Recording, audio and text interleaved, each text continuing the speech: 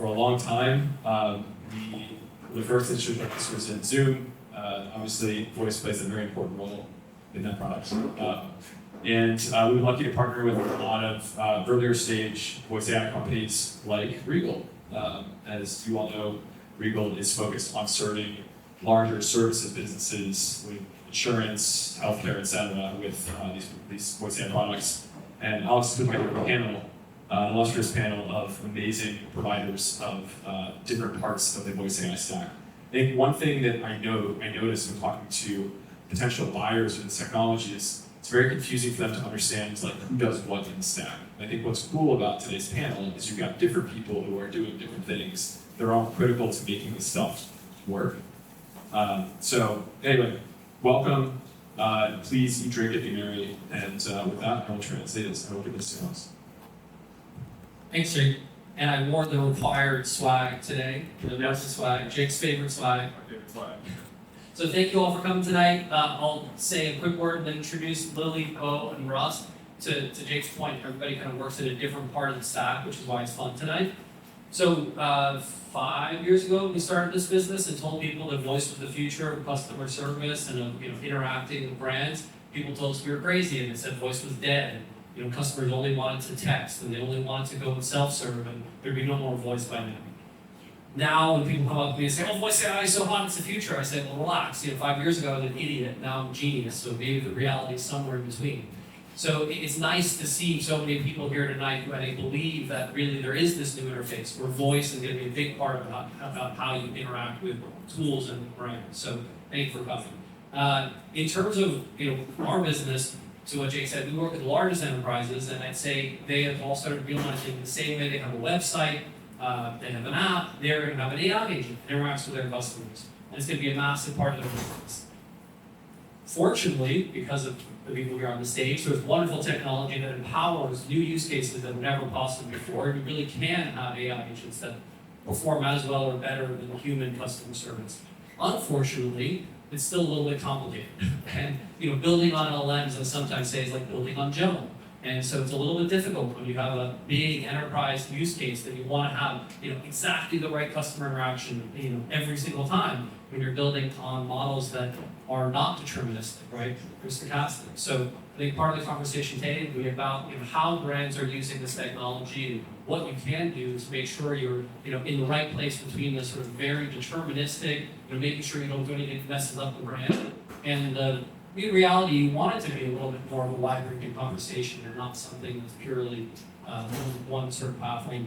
So maybe to start, you guys want to introduce yourselves? We're not going to say fun facts, but maybe what you were doing before this and how you started your company or how you got to it and go from there. Hey everyone, my name's Lily. I'm the CEO of the co-founders of Rime. Prior to founding the company, I was a PhD student at Stanford in the linguistics department, working on voice AI model research. And this is prior to the term frontier lab even existing. This is prior to ChatGPT. This is prior to, I think prior to Anthropic existing. And my two co-founders and I had the idea of what if we collect a bunch of speech data, a very unique data set of speech, someone talking to a friend or family member, and then sold that data to what we now would call a frontier lab. What we learned along the way is that there's not many buyers of that data that are out there in the world. And second, that I think there's a lack of value on certain kinds of data, how we've learned this. And so we had this sort of stupid idea, what if we train models on top of this data so that the model builders can find out there's value, right? And then we do that, and we think like, oh, okay, they're not getting it yet. What if we go out and sell these models to customers? Then they'll realize that the model itself has data and their value, and therefore the data has value. And now we somehow have powered like hundreds of billions of phone calls and like the drive-thru and Carl's Jr. and when you call Domino's Pizza, you're on many other large enterprises. And we've learned a lot about what it takes to build enterprise voice applications, right? So excited to be here and excited to share the carpet with the panelists here. Thank you. Hi everyone, I'm Bo. Thanks for being here.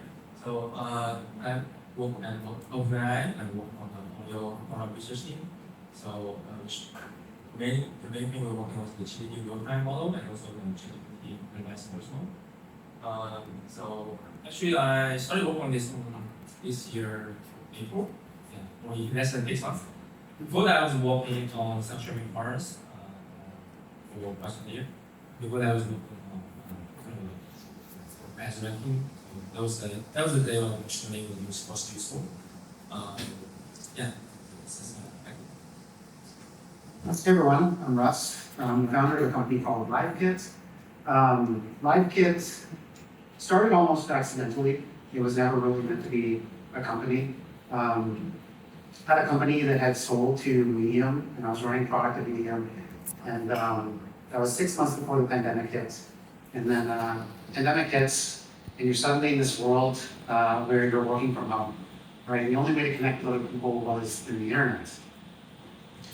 And you primarily did that through like Zoom, Emergence investment, Discord, and Google Meet. Those are the 3 apps that kind of on the largest scale for how you connect with other people over the internet. And the reason that you use those apps was because they were designed for streaming audio and video at scale. Most of the internet is not. HTTP stands for Hypertext Transfer Protocol, not hypervoice, not hypervideo. It was not designed for doing what we needed it to do during the pandemic. So if you were a developer that was trying to build something that needed audio and video during that time, you had to build a lot of infrastructure yourself. And so I was working on a side project when I was at Medium that needed audio streaming. I discovered this problem firsthand, and so I started to work on my own stack for it. And the side project ended up going nowhere. It didn't resonate with our early design partners. The infrastructure, a lot of my friends asked me if they could use it. So created a GitHub repo, a Slack instance, and started to invite people. And suddenly people were entering that Slack that I never met before. And one thing kind of led to another, but we turned it into an open source project. And that's kind of how it started. When we released it, it grew very, very quickly. It was infrastructure built around a protocol called RTC, which was designed for streaming audio and video. And then big companies started to use it, like Spotify and X and Oracle. And they said, well, where's your cloud version that we can just put in a credit card and pay you for it? And so that's when we raised money and we started to work on what we're calling a cloud or commercial version. That's kind of how the company started. Thank you. So let's start with sort of a fun topic. So we, building AI for large companies, work with all 3 of you. So between voice and LLMs and the underlying infrastructure. And we use what typically is called a chain model. So we actually go and every time a customer talks, right, translate that into text, put it into the LLM, you get it out, translate it into a voice, and put it back. There's a couple more steps, let's say, but that's the simple version. We don't use actually the real-time API that is available for voice-to-voice interactions directly through the LLM. So maybe why don't you guys start, Lily, I guess, sort of you get as it impacts you maybe the most. Why do you think companies should be using this chain model versus a voice-to-voice LLM can do the whole thing? I think people, okay, say you have a trillion, this is going to be a roundabout way to explain this, but say you have a trillion parameters that are dedicated to learning a task, right? And for a text-based LLM, that task is to predict a next text token. Every voice model, generally, that's trained nowadays is trained on top of that text-based model. You take a model that's learned to predict text tokens, and then you sort of post-train it to make it predict audio tokens. And in some cases, you take that same model, and train it to predict audio tokens given audio tokens. That's what I would describe as like a speech-conditioned speech generation model, audio in, audio out.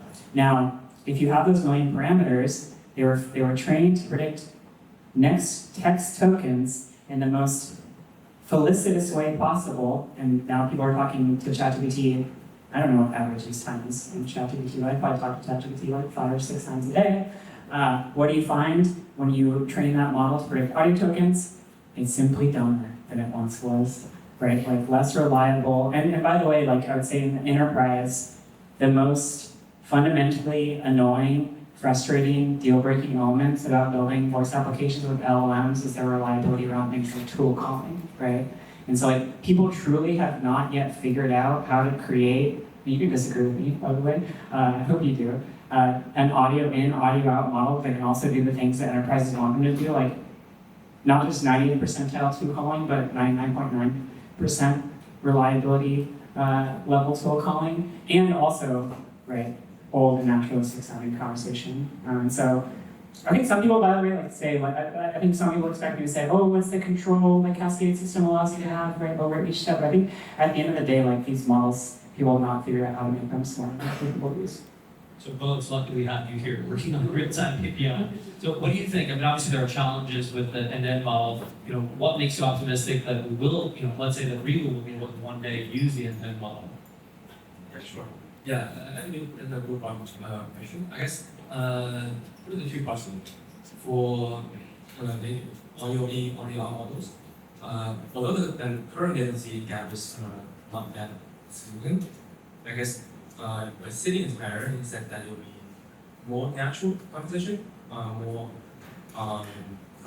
fluent dynamics compared to text, audio, text, audio. There's always the built-in latency, right? That you finish the text and then maybe have a streaming version, but then also the latency is really one of the biggest in terms of conversational quality and naturalness. So the other thing is that also actually recently we released a model that was significantly on intelligence and also function quality and issue quality. So I think although there's only a gap with the technical model, but it definitely has improved a lot. And also we are seeing we can continue improve on that to really reach a level that's working for most users.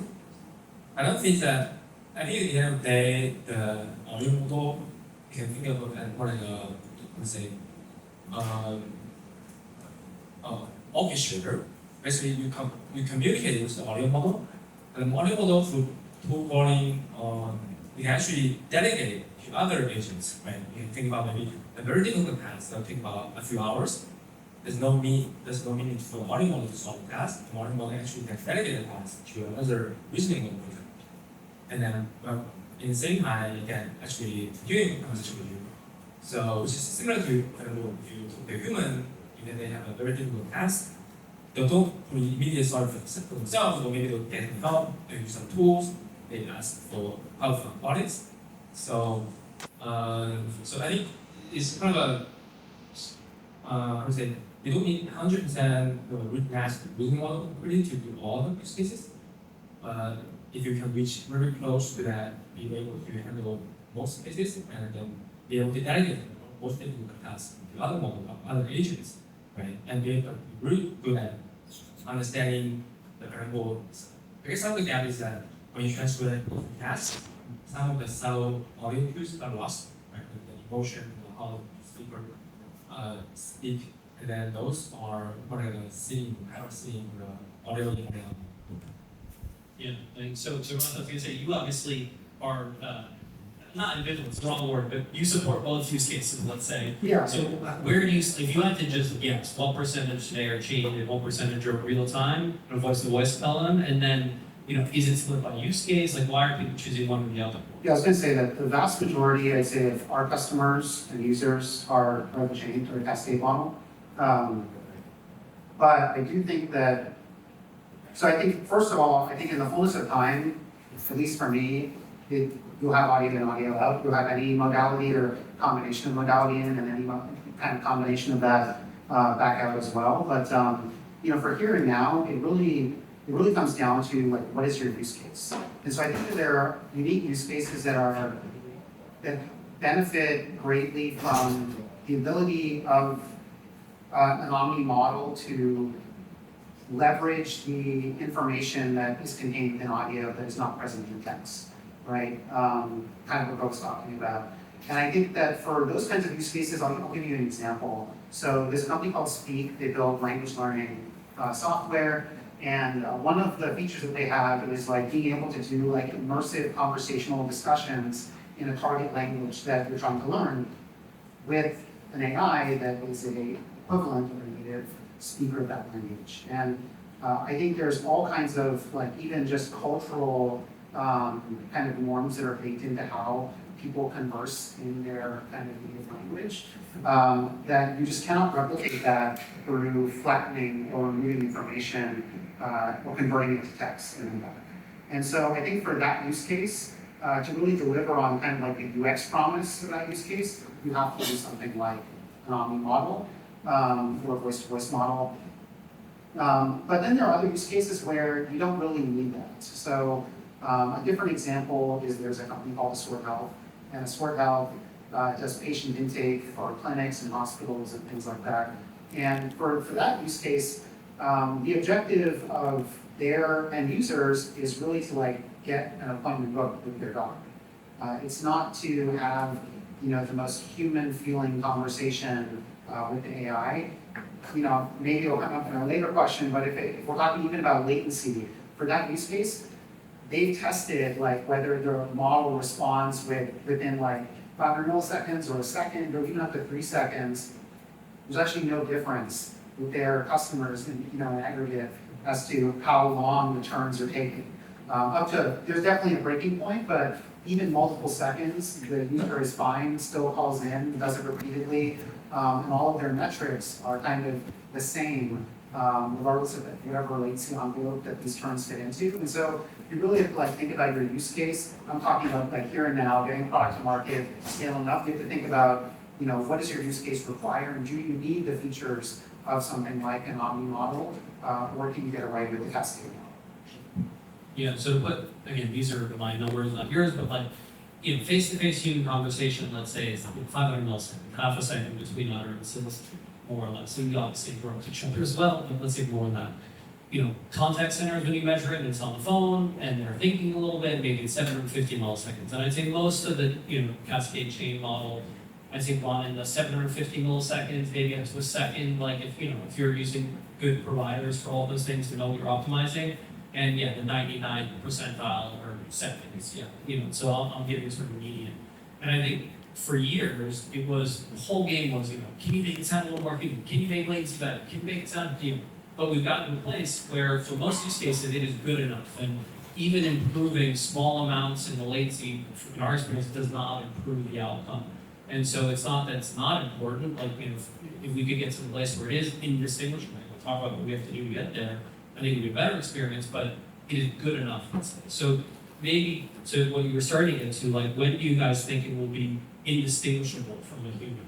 Like, so if you're making forward projection, I'll force you to cite a number. Is it, 6 months, a year, 10 years? Like, at what point is this voice AI truly distinguishable from, let's say, a contact center human, on the phone? This is a trying term. I'm sorry, I'm so sorry, but I think the moment's probably here now, largely. It sounds glib, but I think it's true. I also think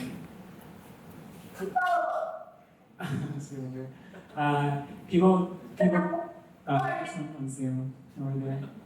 People tend to expect, by the way, like, not just human performance out of these systems, but superhuman performance. I think that's where we're going to, is like, the more human-like the application that you're talking to seems, the more people expect that they can do all the same things that it can do. And so, like, I don't, again, from a bias perspective, someone who at the end of the day is building the product at the end user hears the thing that they're responding to.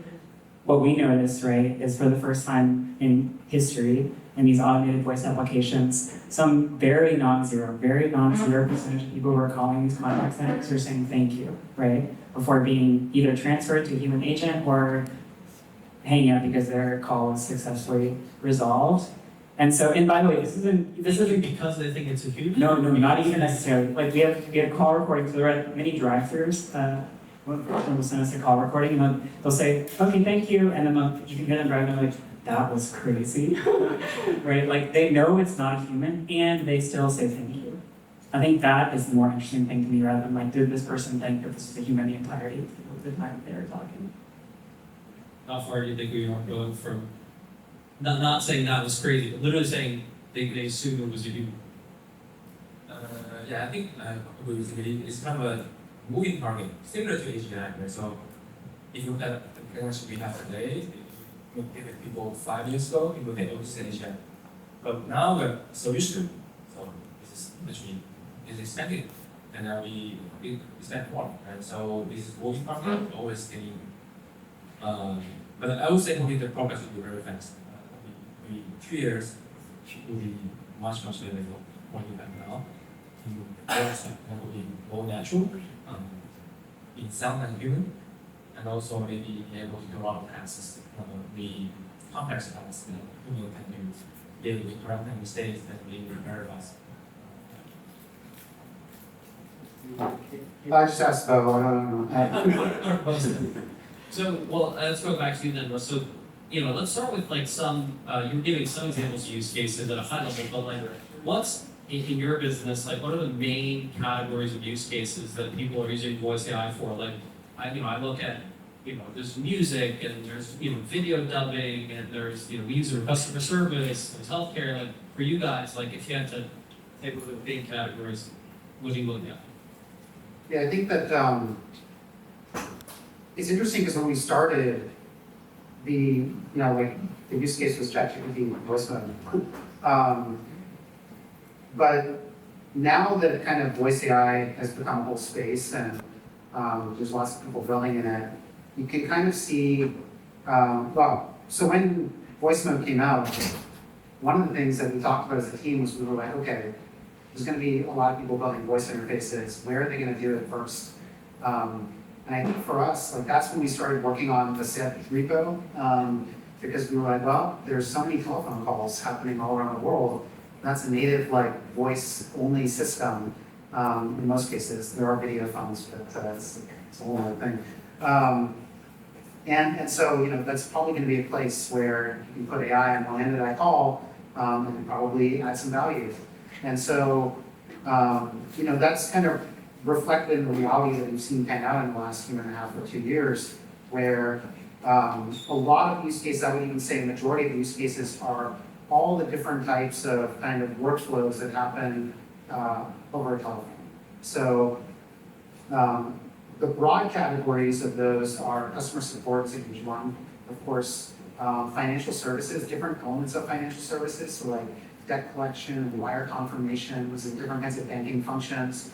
That's a really popular one. Healthcare, there's a ton of different workflows in healthcare. So like patient intake at a hospital is one that I mentioned the SOAR is working on. There's insurance eligibility checking. There's clinical study kind of follow-ups and survey administration. There's clinical note-taking in a doctor's office. There's suicide prevention hotlines and advice nurses. So there's like a lot of stuff in healthcare. There's another broad bucket. I'd say those are like the 3 big ones. There's also a bunch of cool stuff happening in public safety as well that I think is really interesting. But Yeah, 911, like it turns out, is really unreliable, and so they're really interested in how they start automating it using AI. yeah, so we power about 35% of 911 emergency in the US, and there's a lot of really cool agentic use cases that people are working on there. There's like an agent that will sit on, so you can now, through LiveKit actually, enable this. You can stream video to a 911 dispatch center. And so there's an agent that will sit on these 911 calls and they'll automatically detect firearms and read license plates and then route that information to FBI field offices and other areas. And all of this stuff is situational awareness data and being able to process it in real time that 911 emergency has dreamed of forever, but hasn't had really the capability of doing so. And so that's, super cool use case that people are working on. So Lily, what do you guys think? Obviously, Lily, you've got an interesting one in somehow you got into, what do they call it now, not fast service? Fast casual. Fast casual. You got into fast casual. Sorry, I left at 35. I think that 911 is way cooler than faster. But I think in terms of the modeling part, People got 95% market share in fast food. And the reason, by the way, is the models that we're building are really phonetically controllable. And it turns out if you're building voice ordering for Taco Bell and you can't pronounce gordita or chalupa, Taco Bell's not going to adopt voice AI. And so that was the earliest adopter for us. Was in our beachhead use case. Was definitely in fast casual QSR, quick serve restaurant. And again, why do they adopt Rime versus a hyperscaler model? It's because they have a hypothesis that if the voice was more relatable, that they could target it by geo, that the likelihood of someone finishing that order would go up, and it's true, right? Like this is a sales channel at the end of the day. And so if you can make someone feel like, oh yeah, this is a good experience, guess what, they're gonna order the French fries. You ask them to order. Yeah, I mean, healthcare I think is one of these. You want to talk about the hardest words to pronounce? This is like one of your favorite topics, I know. The hardest words to pronounce are the ones that none of us know how to pronounce. Not a single one of us, right? And there exists an enormous number of these words, right? Like when we're selling to one of the largest, and by the way, this goes back to what I was going to say, just prior to asking the questions, like healthcare to me was a very surprising early adopter of voice AI. And I think it's because all the workflows are happening over the phone. And at the same time, right, like you have to be pronouncing every ICD, I learned what this is, ICD-10 diagnosable disorder, right? Like every disease that someone could possibly have. That's not a big issue, but it is an issue with multi-screen processing is really hard. Anyway, point being, like, the hardest word to pronounce, I guarantee you I could put a word in front of every single person in this room, you wouldn't know how to pronounce it, but there's a customer out there for whom that's the most important word, right? And maybe that's that customer's brand's name, right? And so in that sense, like, the highest value words when it comes to accuracy, precision, and call pronunciation is like a brand, right? The name of a brand. And it turns out we're just working on this one for 2 months. Like, you all are very particular about this stuff. Is it SMBs? Is it mid-market? Is it the largest enterprises? Like who are sort of leading in this? Like what size companies is started with? I guess probably larger and more. Some of the larger enterprises or global have evaluation global for customer service application, and also many other startup and also I think more startup is more the traditional companies maybe is really slower in technologies, and basically was a lot of many use cases to talk about this customer service, which is happening a lot, and another big part is actually language learning, so translation, learning foreign language is actually very heavy use. I think one of the top use cases as well. Yeah. Also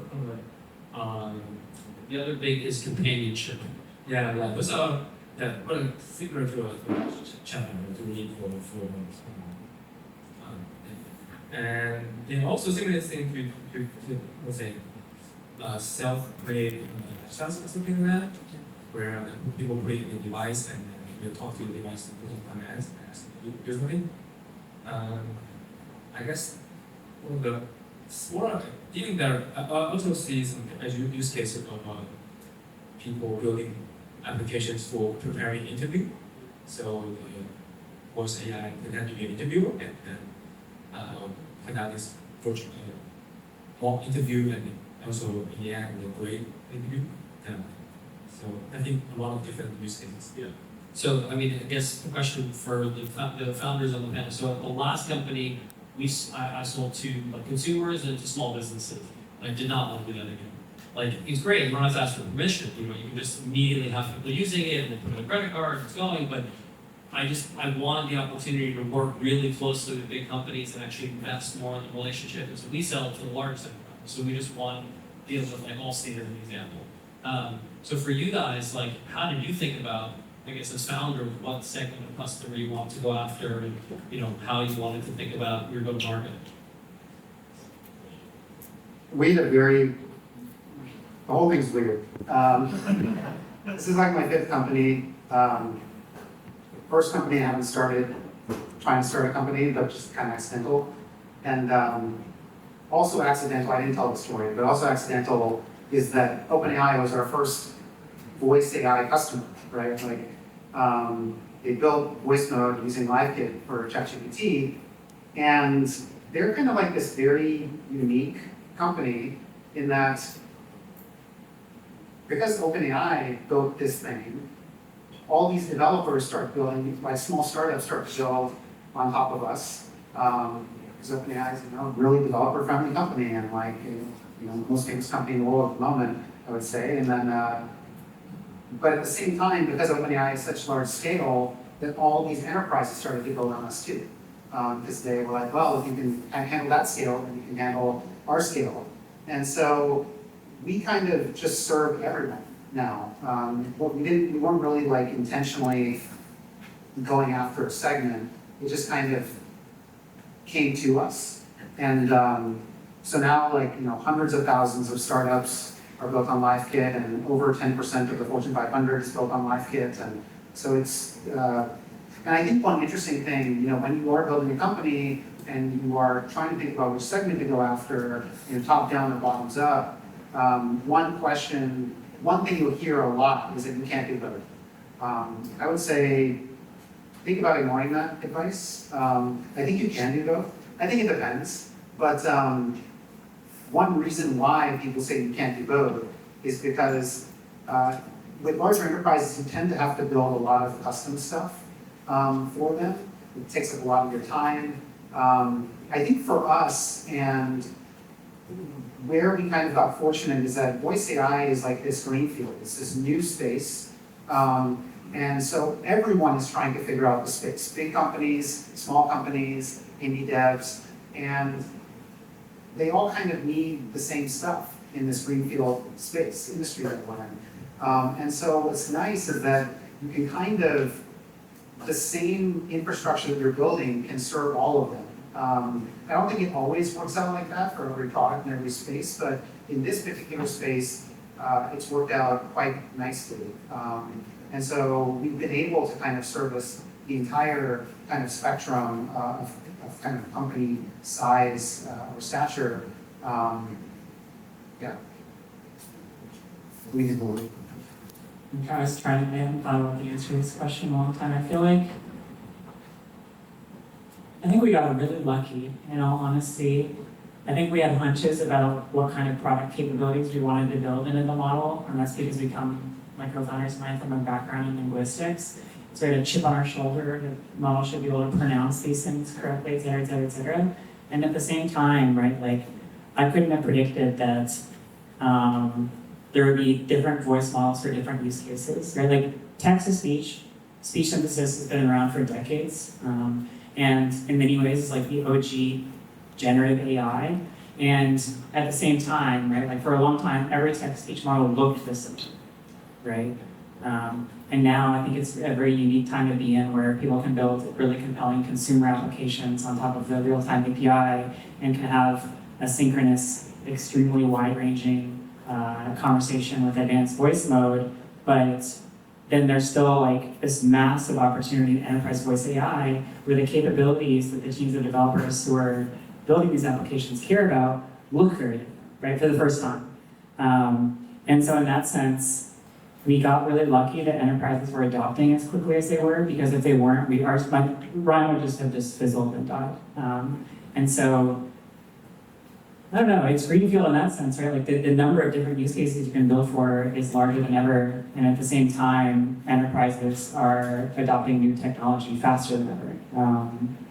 So I don't think there was any conscious thought that was put to it. This is my first go round as a founder and entrepreneur, and so I wasn't necessarily thinking about, in all honesty, I don't know, do you feel like this when you're first company? You're like, what? Maybe you feel that way now too. I don't know, what were they doing, what am I doing? It's kind of hard not to feel that way. I don't know. I don't know. I think that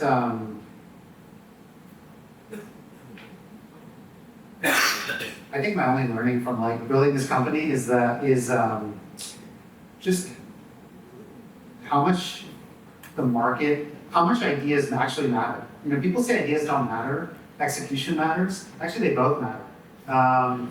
Because I've like worked on companies that were just the wrong idea. We executed, worked really, really hard, but it was the wrong market. And I think this market is just kind of insane. And so, everything's great when it's a good market. It solves a lot of problems. It doesn't mean that you don't have to think about like which segment to go after or what your strategy is, but it does make thinking about those things, there's more optionality in a really kind of fast-growing, explosive space. And so I think that's maybe my learning. I think that the thing I want to add there is like you can build an amazing product, but if you don't know how to position and message it, it kind of doesn't matter. And so we learned very early on because we were like, oh, we're going to replace the models that people are building these IVR systems, right? Like when you call Allstate or Capital One, we're going to replace them. It's going to be so much better. And then you talk to a product owner there at one of these top 2, top 3 banks, and you ask them how many people are hanging out now, and they call, and they tell you 40%, 39%, and you ask them, okay, but what if it was 35%? What would that difference mean to you in terms of bottom line? And they would say, I'm not joking, it'd be like $35, $40 million at the scale that these companies are operating on. And you say, do you think the voice you have is really good right now? And they're like, no, of course not, it's crap. I'm like, well, if the voice was better, do you think 1% of callers would stay on the phone where they otherwise weren't? And they'd be like, yeah, probably. And so one thing we learned very early on is just like find the people who care first, right? That's number one game in startups. You can't take your time and find it, like letting the market come to you. You know what I mean? And so for us, the reason why fast food is such an important thing is like because it's a revenue generating channel, right? You can link every single order back to revenue. It's just a different calculus than if someone has a cost center, right? Like the IVR system. For us, I think that, and that's changing, by the way. But for us, that was the more important thing. Find the people who care and find them first. Yeah, I'd say for us, part of what's so interesting is largely we work in the world around contact centers. So, you know, the big companies, customer service and sales and those things. And if you try to sell software to a contact center, that's a 5-year sales cycle. And you're lucky if it's that, because their default is just to keep using the same software that's easier, they have momentum, you don't have to do any work, they're happy with it. You know, that's been kind of the way for a long time. So nice, Genesis, 5,000, these are companies that just have been, you know, having recurring revenue for a long, long time. But if you come in and you're selling AI, just there is no income. And if anything, you know, the human beings that are currently sitting in the contact center churn 40% a year.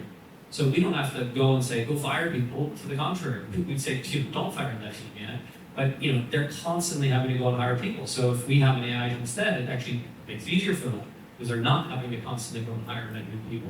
So I think not having an incumbent, being an introvert, the default is sort of they're losing the capacity to do these calls constantly as being it so that instead of a 3-year sales cycle, contact center, we have a 3-month sales cycle, even with very large organizations. So to your point, when it's a market like that, it makes everything much easier, because you're going to be winning a lot more. So maybe shift a little bit to maybe Q&A now. We have about 15 minutes, so I don't know if people. Oh, there's a ready question. Okay, so that makes it easy. Here, I'll give you a mic so you can ask. Great. Hi, everyone. I'm Philippe Schmansky, and I'm automating the call centers in healthcare. So one thing that's really cool is LiveKit production, Rime production, OpenAI production. So it's really cool to see all this technology actually in place. One of the things that I really would like to see more of, and maybe I'm not looking in the right places, is opportunities to learn from those who are ahead of me. So I've been on a journey now for a while, and it's harder and harder to find people who have done deep level work. I know they're there. It's just how do I find them? Where are they? So I don't have to feel like every day I feel like I'm inventing a new thing, where I'm pretty sure somebody else has solved that part of building that.